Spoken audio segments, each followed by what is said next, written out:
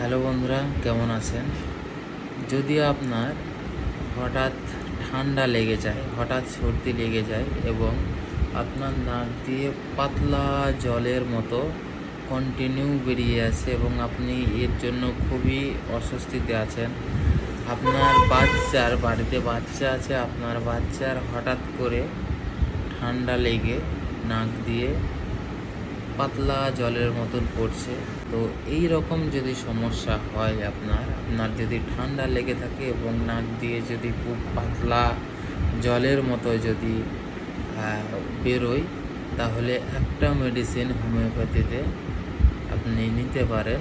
এটা হচ্ছে allium cepa 30 পোটেন্সিতে দিনে 3 থেকে 4 বার ডাইরেক্ট 2 ফোঁটা, যদি বাচ্চা হয় তাহলে এক চামচ জলে 1 ফোঁটা দিয়ে দিন এবং সেই জলটা বাচ্চাকে খাইয়ে দিন। তো দিনে 3 থেকে 4 বার নিন, আপনার সমস্যার সমাধান হয়ে যাবে। তো মেডিসিন নেওয়ার আগে অবশ্যই চিকিৎসকের পরামর্শ নিন। আর ভিডিওটা ভালো লাগলে লাইক, কমেন্ট, শেয়ার করে দেবেন। আর এখনও যারা ফলো করেননি তারা এরকম হোমিওপ্যাথির বিভিন্ন নলেজ আরও পেতে ফলো করে নিন। ওকে, বাই, ভালো থাকবেন।